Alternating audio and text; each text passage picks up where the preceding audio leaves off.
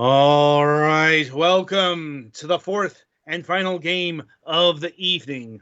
Up this time is Ballance, or is it Balance? Am I supposed to actually be pronouncing it this way, or am I supposed to be incorporating the pun?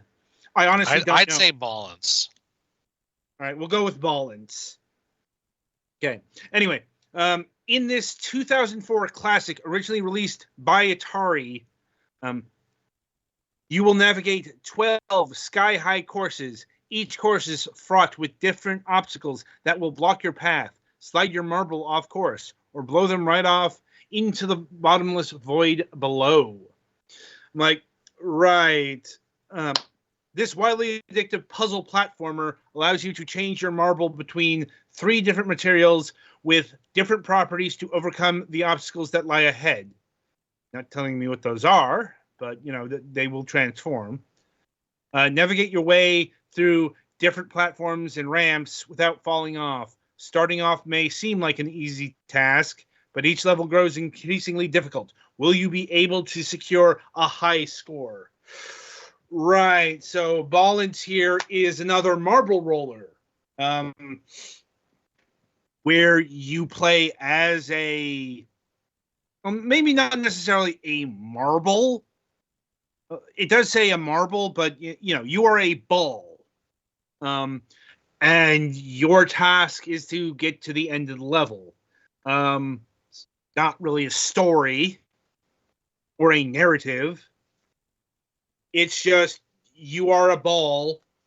You have to get to the end of the level, as if it is something inherently that marbles do. Like Roll Goal or Super Monkey Ball, only without Yeah.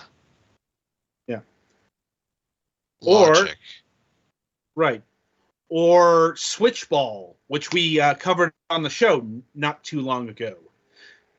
Spoiler alert, Switch Ball is going to come up again. Because, well, this game is pretty in the vein of Switch Ball, although I would say in terms of its level design, it's less puzzle focused than Switch Ball was and much more skill focused, or it's much more concerned about level, like angles and ramps and shit that'll throw your ball off the ledge. Then as far as the puzzles go, it's got some block pushing.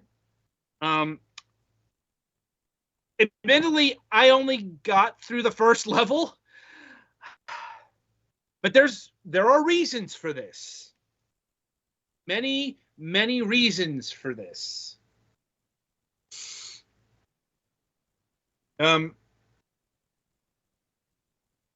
But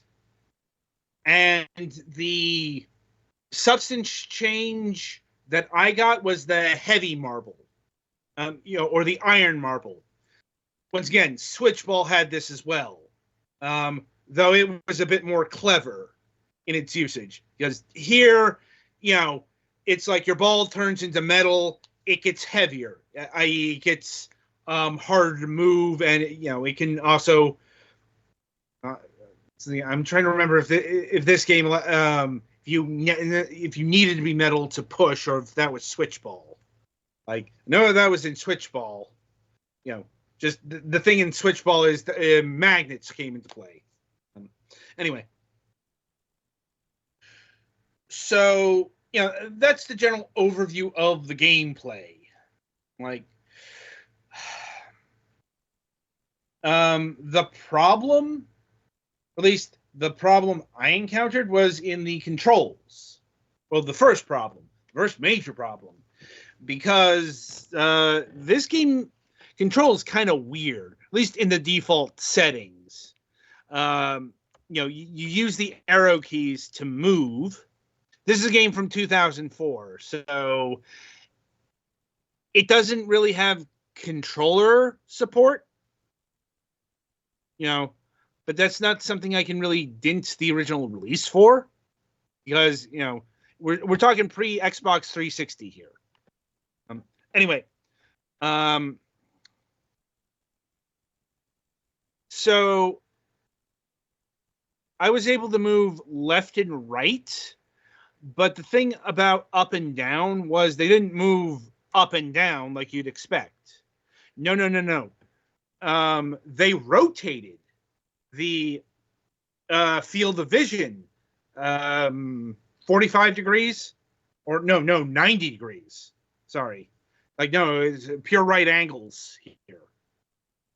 Like, and admittedly, that is disorienting at first, but you do get used to it. It takes a bit of time, but you can get used to it. Like,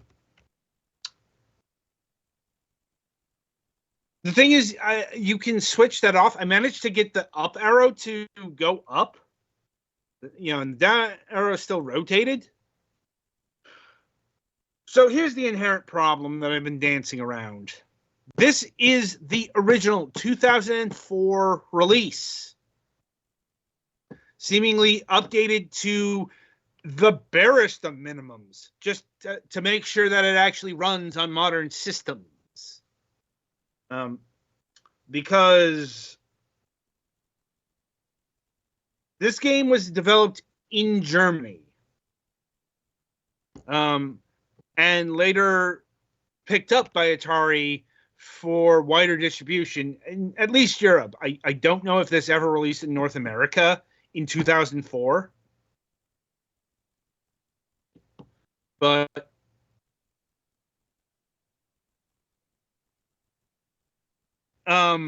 this game defaults to German. And, I could not figure out how to make this release appear in English. Petty did try the game, and he couldn't, he tried the config, and it would not allow the game to be changed to English.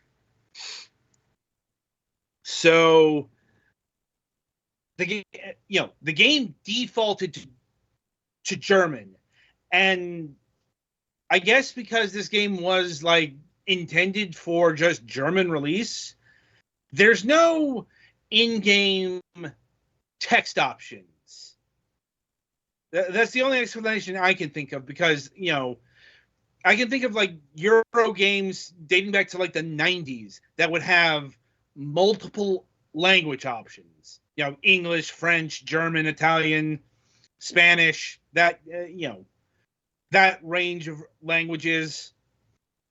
This does not have that. Or if it does, it's not front and center when you start up the game, like so many other games do.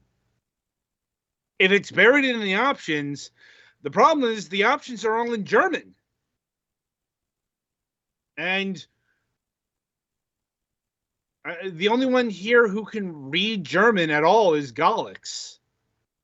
Now, granted, some German Confirmed. is legible. Yeah, some German was legible to me because I'm they're either start very close to English or just, I could figure out what this meant in context. The biggest problem was what I presume to be the control settings. It's all in German, and it's just all this terminology that I did not understand because it's in German. All these settings. And I'm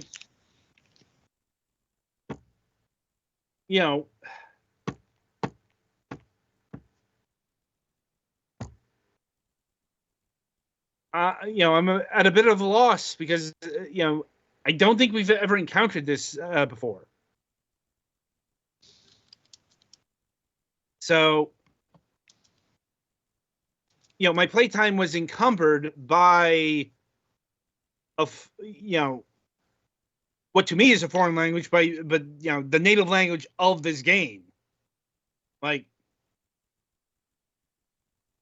So, putting that aside, the game itself is all right. I'll be honest. Switchball HD is a much better game.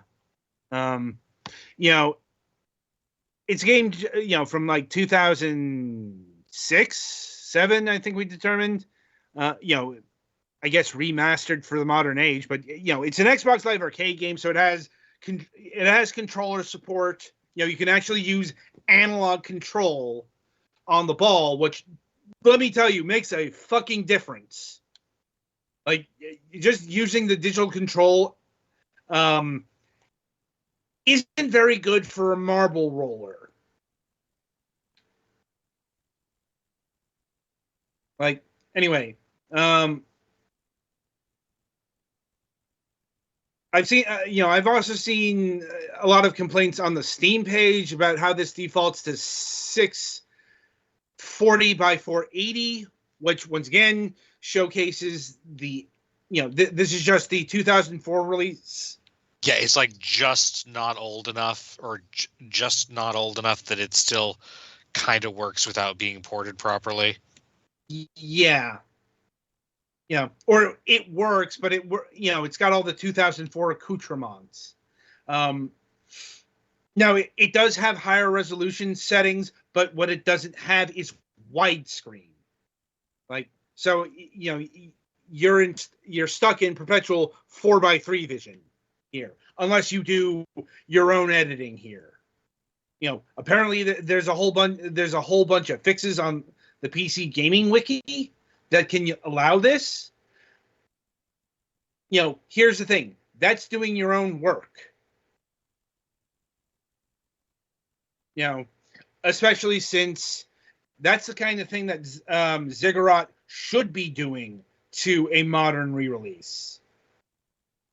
You know, they're the ones who should be putting this into widescreen.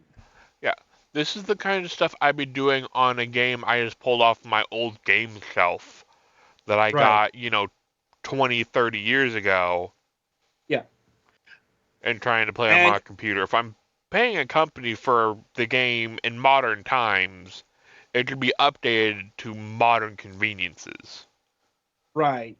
Unless it's something that, you know, I will say there are instances when such things can break the game.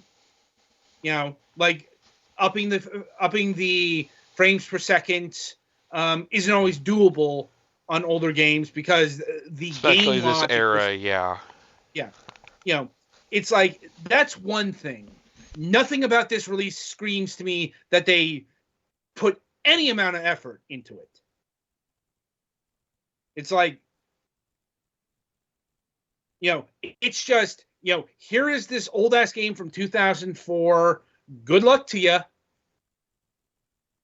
Like, and I can prove this in another way.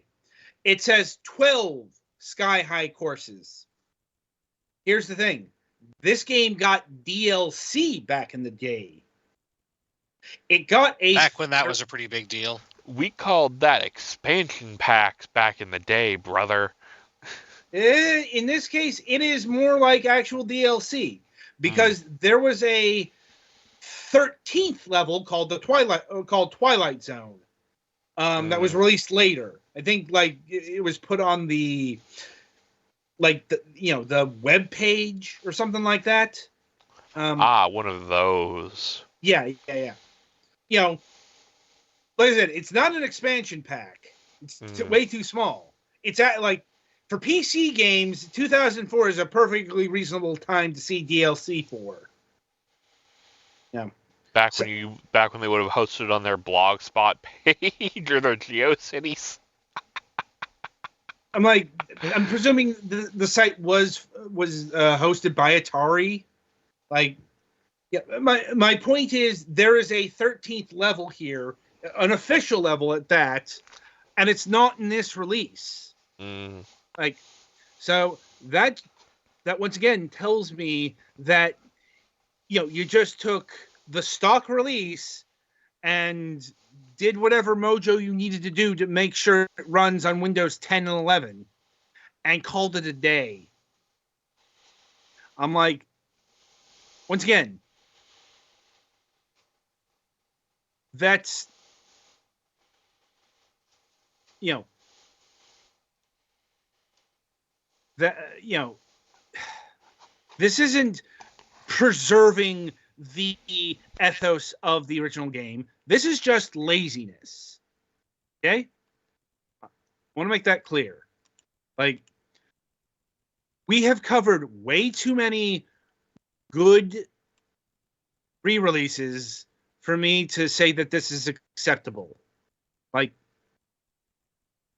I mean, for fuck's sakes, even the games we cover from Pico or Pixel Games had more effort put into this than this. Like, because including multiple versions of a game or right. And make, you know, it's like, you know, there wasn't really any language concerns with the games. But my point is, you know, they felt a bit bare bones, but they weren't this. You know, this is just, they found this game literally on a shelf, took the game data, dumped it, and, you know, looked up the PC gaming wiki and just made sure it had modern compatibility. That's it. You know. So, no, I could not recommend this. Like, you know, it's priced at $5.99. I'm like, once again, if you want to buy a marble roller, a puzzle platformer game, I will recommend Switchball HD. That game only clocks in at $8.99. It's a bit more expensive, but, you know, you will have far less in the way of frustrations. You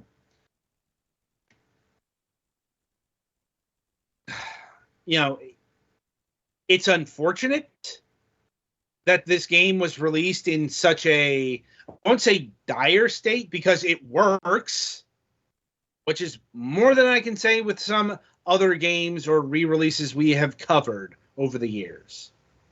But this is like, if I'm giving you a letter grade here, this is a D-. Very poor, see me after class. You know.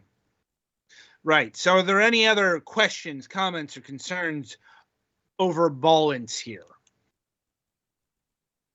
Not really. I'm good. Okay. So, yeah.